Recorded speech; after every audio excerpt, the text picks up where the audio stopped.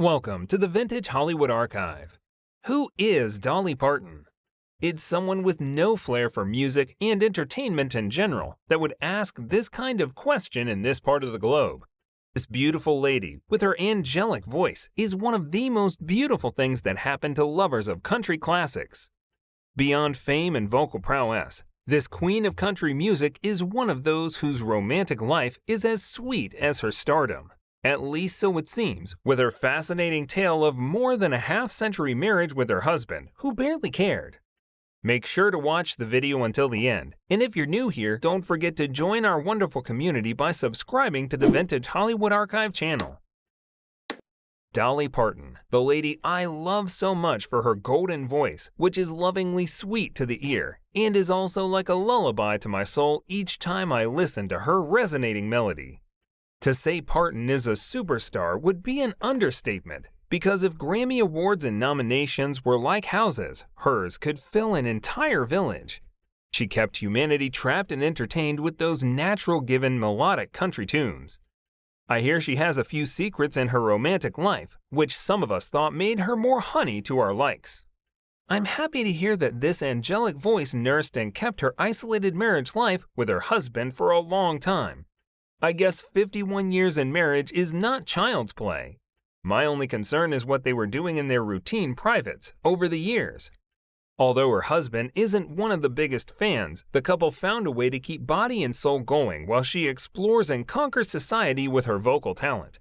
Dolly Parton has never hidden her love for the opposite sex, but a particular heartthrob almost pulled her off the ground, like a centrifugal force, in an affair that left her contemplating end everything. A very lively classic lady she is, the one I love to call baby doll, with her sensual smiles. Your fans are glad you never did. While Dolly Parton was presiding affairs in the musical top charts, some years back with her hit tracks like Jolene and the very inspiring Coat of Many Colors, some folks were in the background gossiping about her private romantic life. But Dolly said no one knows about her marriage better than her. Although music tracks in her albums are not the only areas that this great lady has shown her prowess, the memory of her 1980 performance in the 9 to 5 movie is as fresh as anyone can imagine. I was one of those eager to be the first to watch the movie.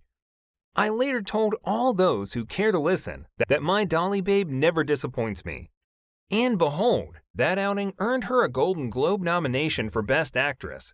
Maybe I should also talk about Rhinestone or Steel Magnolias. Dolly is a lady to watch any day. But funny enough, people are so inundated with her extreme success that no one wants to talk about it at the moment. They're more interested in her romantic life, the reason she has words for her fans. Though she was married to Carl Thomas Dean when she was 20, the two were rarely seen together for unexplainable reasons, prompting rumors of whether or not questions in the minds of her fans. People speculated that she was into affairs with co-stars and music collaborators. Amidst the rumors, her husband Carl Dean is nowhere to be found, or seems not interested, or is he afraid of being in the spotlight, as someone suggested. The gossip only gathered momentum because fans don't believe that they were in a real marriage. But remarkably, that's just the way they kept their marriage. The media also thinks that Dolly Parton herself became secretive about the rumors, not wanting to talk about it until she decided it was time to open up about her husband and any potential affairs. Recent information indicates that Parton's marriage to Carl Dean encountered challenges in the late 1980s when she experienced an emotionally devastating affair of the heart that led to severe distress. Some said as soon as Dolly Parton was welcomed in Hollywood, she could not hesitate to begin romances with men that met her fancy, but that may not be the true situation. Dolly first met her husband in Nashville sometime in 1964 when she went there to start her music career.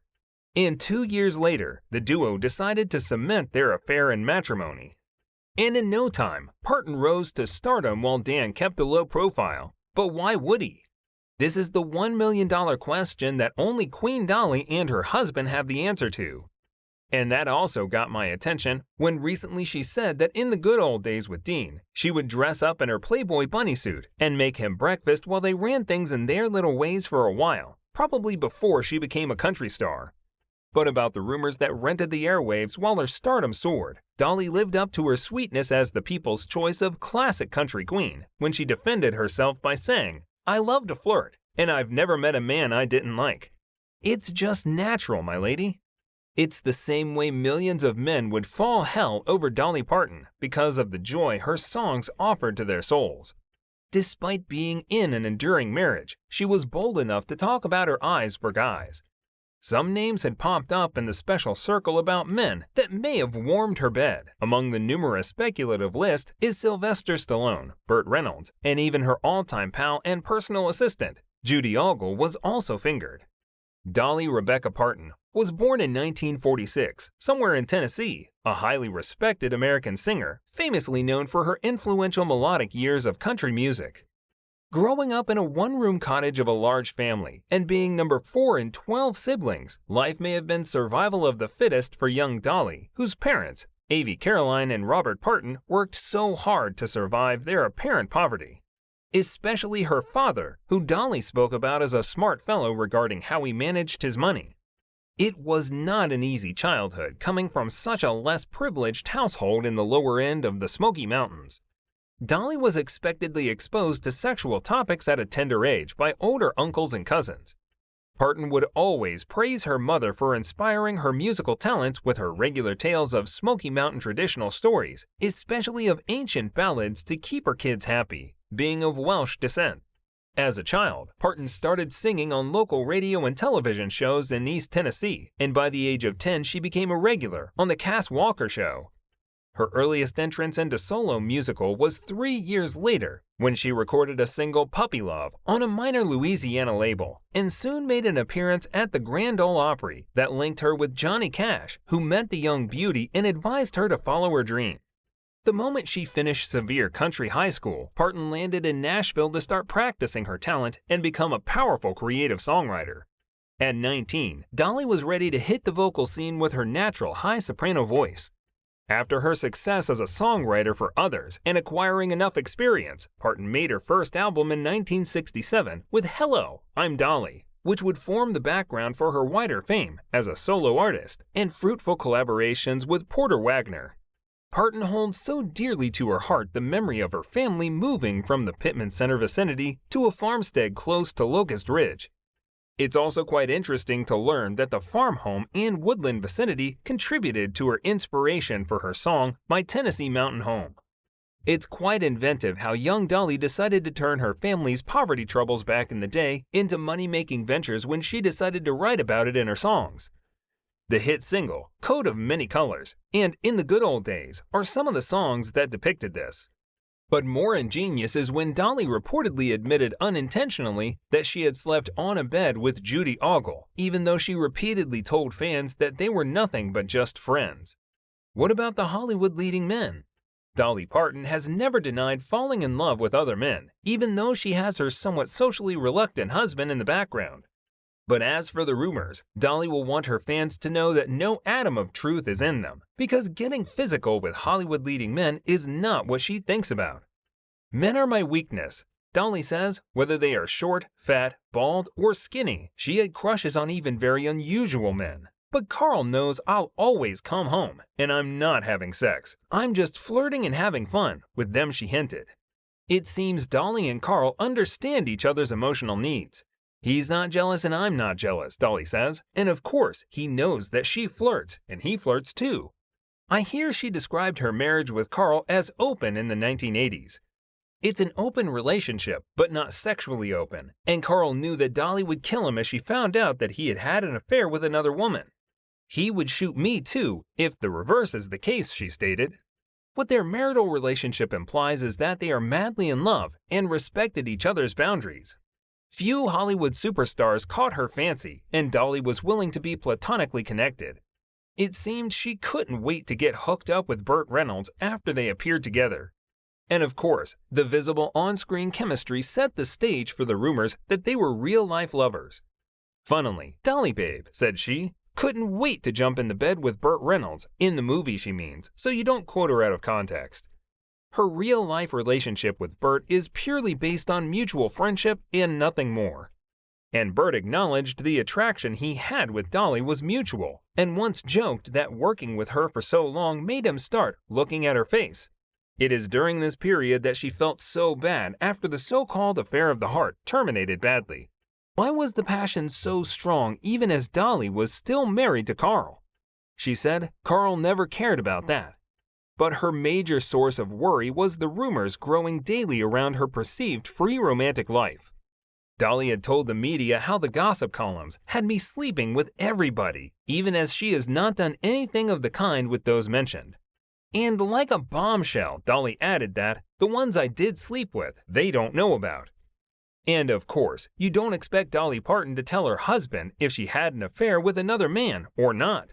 But she sincerely told the media that she wouldn't have told her husband if she had, even though she was sure he wouldn't want to know something related to that. That is how they rolled in their enduring marriage. Ironically, Carl would be more apt to open up than her. He knows I ain't going nowhere. No matter who I met, Dolly said that her husband knows that nobody in this world could take his place in her heart, and empathetically stated that there ain't no way in this world I'd ever lose this man, referring to Carl.